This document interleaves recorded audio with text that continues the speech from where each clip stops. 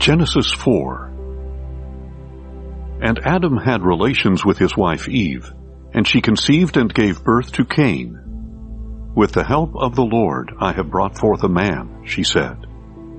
Later she gave birth to Cain's brother Abel. Now Abel was a keeper of sheep, while Cain was a tiller of the soil. So in the course of time, Cain brought some of the fruit of the soil as an offering to the Lord, while Abel brought the best portions of the firstborn of his flock. And the Lord looked with favor on Abel and his offering, but he had no regard for Cain and his offering. So Cain became very angry, and his countenance fell. "Why are you angry?" said the Lord to Cain, "and why has your countenance fallen? If you do what is right, will you not be accepted? But if you refuse to do what is right, sin is crouching at your door. It desires you, but you must master it." Then Cain said to his brother Abel, "Let us go out to the field." And while they were in the field, Cain rose up against his brother Abel and killed him. And the Lord said to Cain, "Where is your brother Abel?" "I do not know," he answered. "Am I my brother's keeper?" "What have you done?" replied the Lord. "The voice of your brother's blood cries out to me from the ground. Now you are cursed and banished from the ground, which has opened its mouth to receive your brother's blood from your hand. When you till the ground, it will no longer yield its produce to you. You will be a fugitive and a wanderer on the earth." But Cain said to the Lord, "My punishment is greater than I can bear. Behold, this day you have driven me from the face of the earth, and from your face I will be hidden. I will be a fugitive and a wanderer on the earth, and whoever finds me will kill me." "Not so," replied the Lord. "If anyone slays Cain, then Cain will be avenged sevenfold." And the Lord placed a mark on Cain, so that no one who found him would kill him. So Cain went out from the presence of the Lord and settled in the land of Nod, east of Eden. And Cain had relations with his wife, and she conceived and gave birth to Enoch. Then Cain built a city, and named it after his son Enoch. Now to Enoch was born Irad, and Irad was the father of Mehujael, and Mehujael was the father of Methusael, and Methusael was the father of Lamech. And Lamech married two women, one named Adah, and the other Zillah. Adah gave birth to Jabal. He was the father of those who dwell in tents and raise livestock. And his brother's name was Jubal. He was the father of all who play the harp and flute. And Zillah gave birth to Tubal-Cain, a forger of every implement of bronze and iron. And the sister of Tubal-Cain was Naamah. Then Lamech said to his wives, "Adah and Zillah, hear my voice. Wives of Lamech, listen to my speech. For I have slain a man for wounding me, a young man for striking me. If Cain is avenged sevenfold, then Lamech 77-fold." And Adam again had relations with his wife, and she gave birth to a son, and named him Seth, saying, "God has granted me another seed in place of Abel, since Cain killed him." And to Seth also a son was born, and he called him Enosh. At that time men began to call upon the name of the Lord.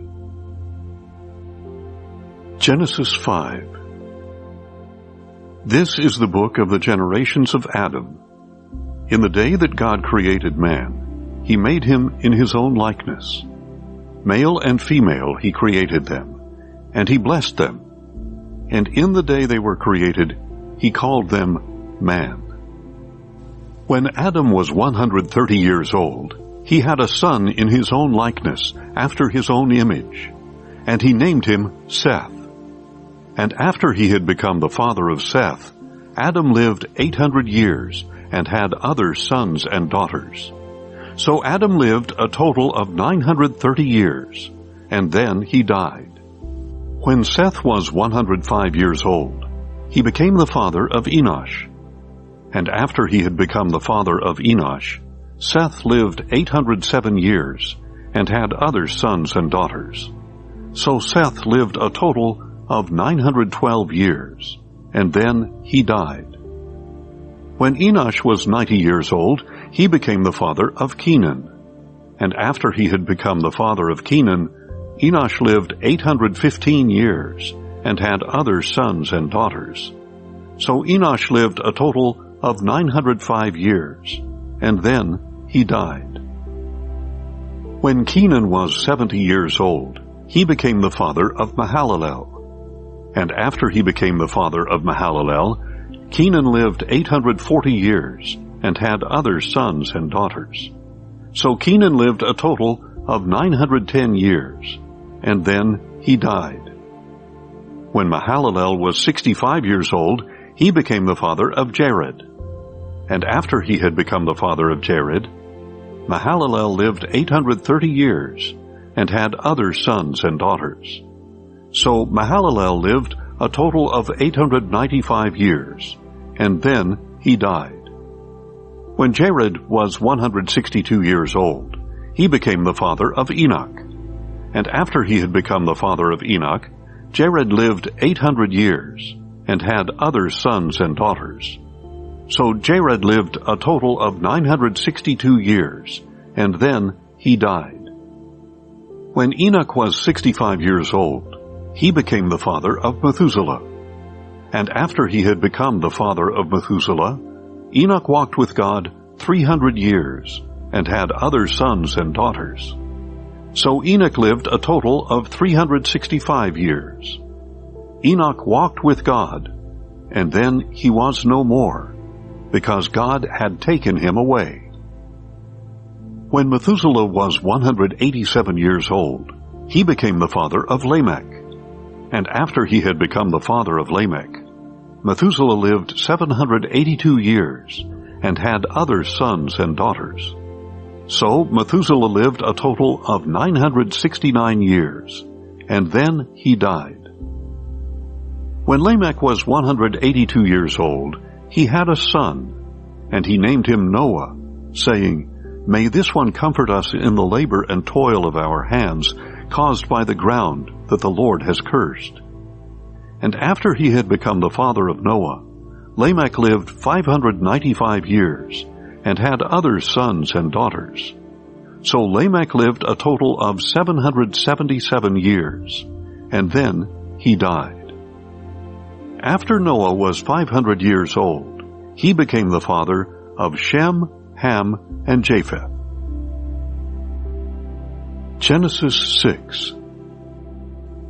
Now when men began to multiply on the face of the earth, and daughters were born to them, the sons of God saw that the daughters of men were beautiful, and they took as wives whomever they chose. So the Lord said, "My spirit will not contend with man forever, for he is mortal. His days shall be 120 years. The Nephilim were on the earth in those days, and afterward as well, when the sons of God had relations with the daughters of men. And they bore them children, who became the mighty men of old, men of renown. Then the Lord saw that the wickedness of man was great upon the earth, and that every inclination of the thoughts of his heart was altogether evil all the time. And the Lord regretted that he had made man on the earth, and he was grieved in his heart. So the Lord said, I will blot out man whom I have created from the face of the earth, every man and beast and crawling creature and bird of the air, for I am grieved that I have made them. Noah, however, found favor in the eyes of the Lord. This is the account of Noah. Noah was a righteous man, blameless in his generation. Noah walked with God. And Noah had 3 sons, Shem, Ham, and Japheth. Now the earth was corrupt in the sight of God, and full of violence. And God looked upon the earth, and saw that it was corrupt, for all living creatures on the earth had corrupted their ways. Then God said to Noah, "The end of all living creatures has come before me, because through them the earth is full of violence. Now behold, I will destroy both them and the earth. Make for yourself an ark of gopher wood. Make rooms in the ark, and coat it with pitch inside and out. And this is how you are to build it. The ark is to be 300 cubits long, 50 cubits wide, and 30 cubits high. You are to make a roof for the ark. Finish its walls a cubit from the top. Place a door in the side of the ark, and build lower, middle, and upper decks. And behold, I will bring floodwaters upon the earth to destroy every creature under the heavens that has the breath of life. Everything on the earth will perish. But I will establish my covenant with you, and you will enter the ark, you and your sons and your wife and your sons' wives with you. And you are to bring 2 of every living creature into the ark, male and female, to keep them alive with you. 2 of every kind of bird and animal and crawling creature will come to you to be kept alive. You are also to take for yourself every kind of food that is eaten, and gather it as food for yourselves and for the animals." So Noah did everything precisely as God had commanded him. Genesis 7. Then the Lord said to Noah, "Go into the ark, you and all your family, because I have found you righteous in this generation. You are to take with you 7 pairs of every kind of clean animal, a male and its mate, a pair of every kind of unclean animal, a male and its mate, and 7 pairs of every kind of bird of the air, male and female, to preserve their offspring on the face of all the earth. For 7 days from now I will send rain on the earth for 40 days and 40 nights, and I will wipe from the face of the earth every living thing I have made." And Noah did all that the Lord had commanded him. Now Noah was 600 years old when the floodwaters came upon the earth. And Noah and his wife, with his sons and their wives, entered the ark to escape the waters of the flood.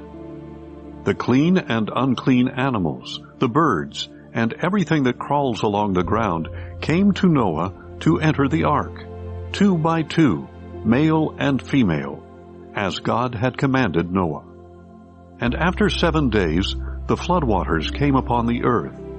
In the 600th year of Noah's life, on the 17th day of the 2nd month, all the fountains of the great deep burst forth, and the floodgates of the heavens were opened. And the rain fell upon the earth for 40 days and 40 nights. On that very day, Noah entered the ark, along with his sons Shem, Ham, and Japheth, and his wife, and the 3 wives of his sons. They and every kind of wild animal, livestock, crawling creature, bird, and winged creature. They came to Noah to enter the ark, 2 by 2 of every creature with the breath of life. And they entered, the male and female of every living thing, as God had commanded Noah.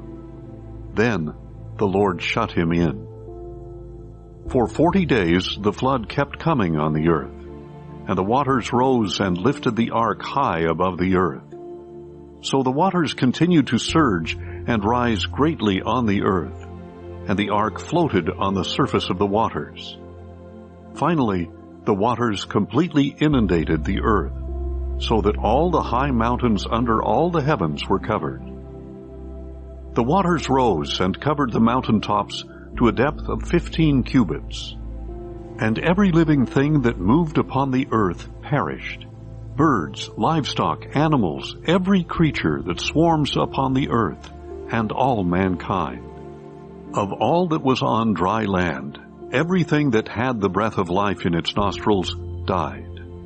And every living thing on the face of the earth was destroyed, man and livestock, crawling creatures and birds of the air. They were blotted out from the earth, and only Noah and those with him in the ark remained. and the waters prevailed upon the earth for 150 days. Genesis 8. But God remembered Noah, and all the animals and livestock that were with him in the ark. And God sent a wind over the earth, and the waters began to subside. The springs of the deep and the floodgates of the heavens were closed, and the rain from the sky was restrained. The waters receded steadily from the earth, and after 150 days the waters had gone down. On the 17th day of the 7th month, the ark came to rest on the mountains of Ararat. And the waters continued to recede until the 10th month. And on the first day of the 10th month, the tops of the mountains became visible. After 40 days, Noah opened the window he had made in the ark and sent out a raven. It kept flying back and forth until the waters had dried up from the earth. Then Noah sent out a dove to see if the waters had receded from the surface of the ground. But the dove found no place to rest her foot, and she returned to him in the ark, because the waters were still covering the surface of all the earth. So he reached out his hand and brought her back inside the ark. Noah waited 7 more days, and again sent out the dove from the ark. And behold, the dove returned to him in the evening, with a freshly plucked olive leaf in her beak. So Noah knew that the waters had receded from the earth. And Noah waited 7 more days, and sent out the dove again. But this time she did not return to him. In Noah's 601st year, on the first day of the 1st month, the waters had dried up from the earth. So Noah removed the covering from the ark, and saw that the surface of the ground was dry. By the 27th day of the 2nd month, the earth was fully dry. Then God said to Noah, "Come out of the ark, you and your wife, along with your sons and their wives. Bring out all the living creatures that are with you, birds, livestock, and everything that crawls upon the ground, so that they can spread out over the earth and be fruitful and multiply upon it." So Noah came out, along with his sons and his wife and his sons' wives. Every living creature, every creeping thing, and every bird, everything that moves upon the earth, came out of the ark, kind by kind. Then Noah built an altar to the Lord, and taking from every kind of clean animal and clean bird, he offered burnt offerings on the altar. When the Lord smelled the pleasing aroma, he said in his heart, "Never again will I curse the ground because of man, even though every inclination of his heart is evil from his youth.